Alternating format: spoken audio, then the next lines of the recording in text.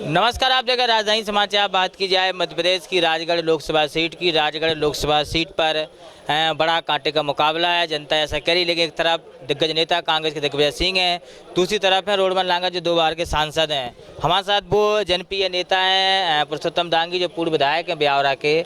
लगातार चुनाव लड़े, 23 का जीत नहीं पाए, लेकिन फिर भी जनता के बीच घूम रहे हैं। भाई साहब, क्या है लोकसभा चुनाव की क्या स्थिति और क्या है इस बार में?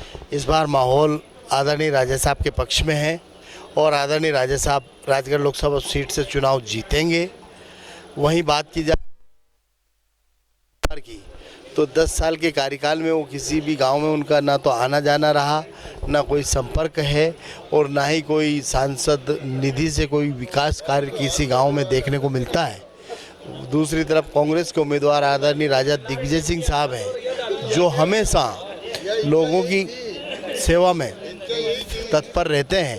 ऐसे एक जनप्रतिनिधि जो हमारे राजगढ़ लोकसभा क्षेत्र से 30-32 साल बाद पूरा हमारे सब के बीच में जिन्होंने राजगढ़ जिले की सेवा सन 84 से यहाँ से सांसद बने थे और उसके पहले भी शायद यहाँ प्रभारी मंत्री थे, तब से वो राजगढ़ जिले की सेवा करते आ रहे हैं।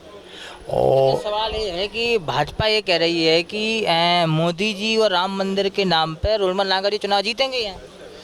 देखो, ये धर्म की बात है।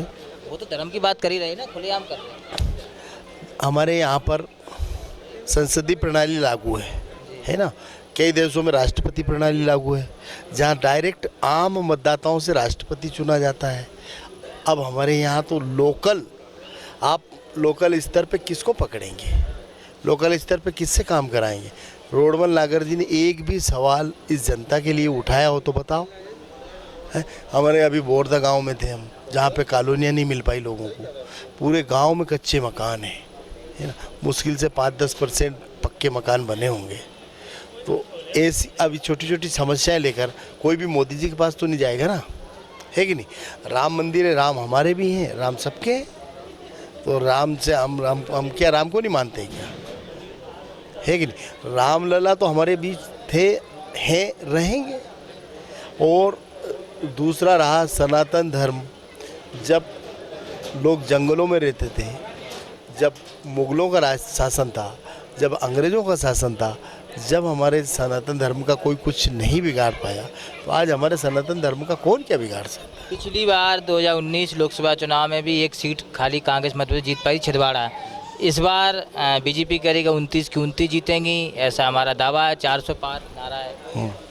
देखो, मध्य प्रदेश में लगभग 10 से 15 सीटें कांग्रेस पार्टी इस बार जीतेगी। इस बार जीतेगी मध्य प्रदेश? जी, मध्य प्रदेश में 10 से 15 सीटें। क्या मुख्य योजना किस आधार पर कांग्रेस जीतेगी?